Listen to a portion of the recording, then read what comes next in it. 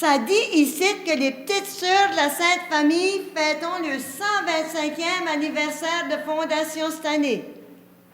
Ben ça, c'est toute une nouvelle. Pour sûr que les sœurs y en ont fêté ça. Hey! Puis moi, Emerine, j'apprends ça avant mes amis d'en bas de la rue, Uric et Levani, parce qu'ils sont partis en voyage. Eux comme moi, ils connaissent Mère Léonie. So, je suis mieux de tout lire ça ici comme il faut pour lui raconter quand ils vont revenir back. Ben oui, c'est elle, Mère Léonie, qui a fondé la communauté des petites sœurs de la Sainte Famille, par ici à Mimrancook, Nouveau-Brunswick, avec l'aide du père Camille Lefebvre, un père de Sainte-Croix. En 1874, il avait demandé que les sœurs de Sainte-Croix venaient travailler au collège Saint-Joseph. Puis il a été bien fier quand il a vu Mère Léonie arriver, parce qu'ils se connaissaient déjà, ces deux. C'est que Mère Léonie est née le 12 mai 1840 à l'Acadie, pas par ici, dans le Québec. Puis quand elle avait 5 ans, sa famille a déménagé à Saint-Philippe-de-la-Prairie, la même paroisse que le père Lefebvre. So, les deux familles se connaissaient.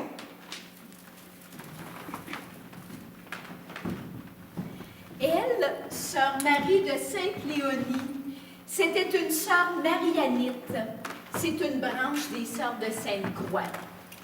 Elle a rentré à Montréal, à Saint-Laurent, en février 1854, quand elle avait même pas encore ses 14 ans.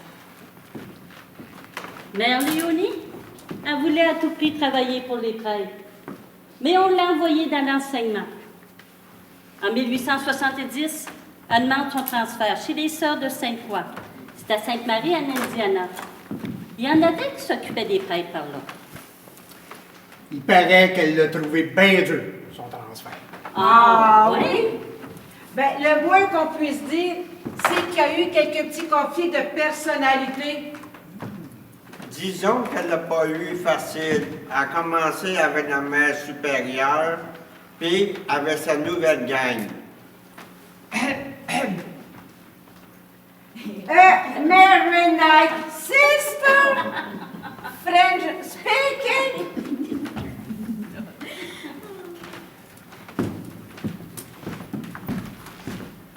Et puis, comme si c'était pas assez, là, v'là dis pas que le supérieur général, le père Édouard Sorin, la transfère à Memramcook. C'est un autre coin de pays qu'elle ne connaît pas. Memramcook?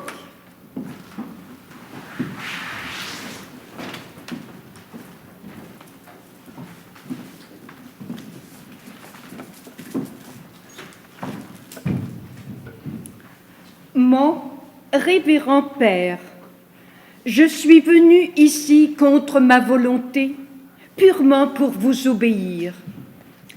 Ici, c'est la contrée la plus sauvage de l'univers, le pays le plus misérable. C'est à peine si l'on peut y vivre, c'est la pitié. Je vous l'avoue, je m'ennuie à mourir. Je suis toujours prête à partir, n'attendant que le moment venu. Oui, elle s'est beaucoup ennuyée. Mais, avec le temps, elle s'attachait au monde puis à l'endroit. Ben tellement, là, que quand le père Sorin lui a offert de rester tout le temps par ici, elle a écrit.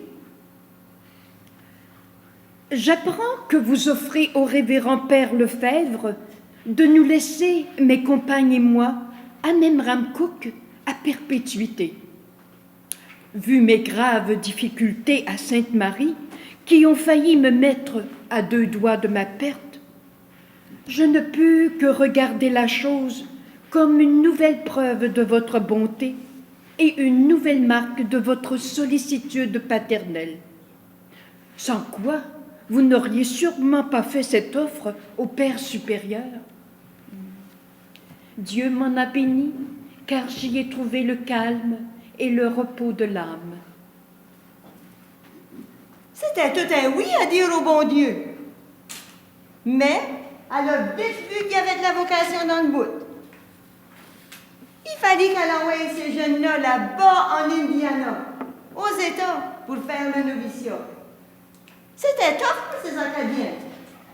La plupart, ils ne savaient pas l'anglais, puis étaient pauvres en plus.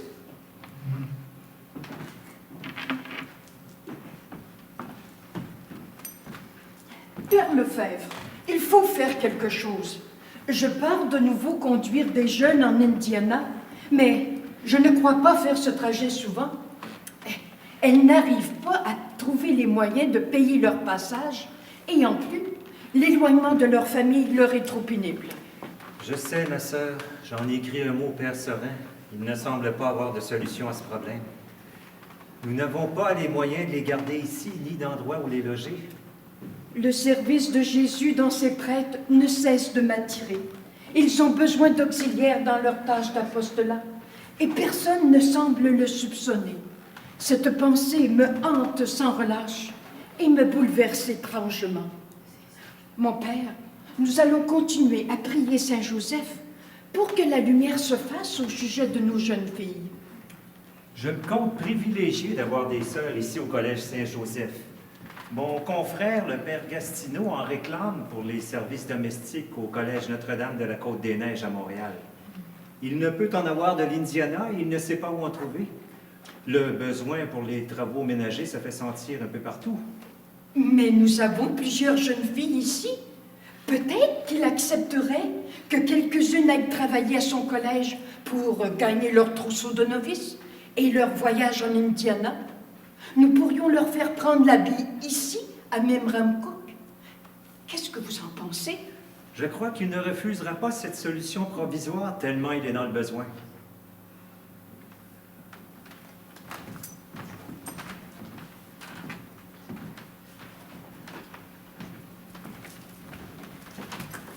Ben ouais, ils ont refusé, net, fret, sec, le noviciat francophone à Memramcook.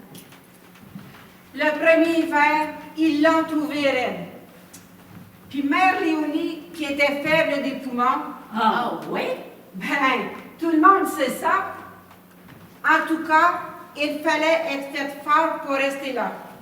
Les gens de par là disaient que c'était un tombeau inévitable pour les poitrines faibles.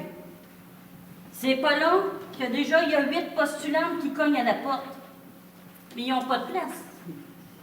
S'il y avait un noviciat, là, il pourrait en prendre 20. Mais le Père Lefebvre est en train de construire son collège. Fait que, il n'y a pas d'argent pour un couvent.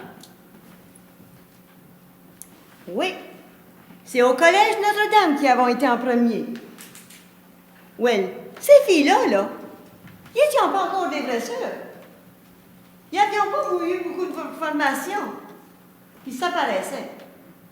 Puis ça réglait vraiment pas le problème non plus.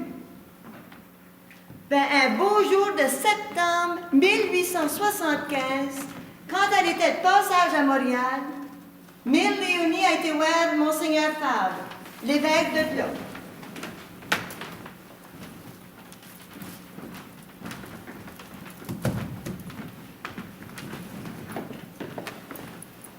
Monseigneur, est-ce que vous autoriseriez les sœurs de Sainte-Croix de l'Indiana à venir prendre la charge des travaux manuels au Collège de la Côte-des-Neiges?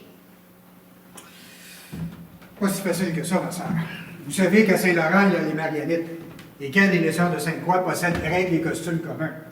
Elles ne peuvent œuvrer dans le même diocèse sans que cela ne cause de sérieuses difficultés. Je ne peux permettre ce que vous demandez, ma sœur. Les besoins se font sentir de partout. J'ai des jeunes qui arrivent, pleines de bons sentiments, d'excellentes dispositions et qualités pour la vie religieuse, mais elles sont pauvres.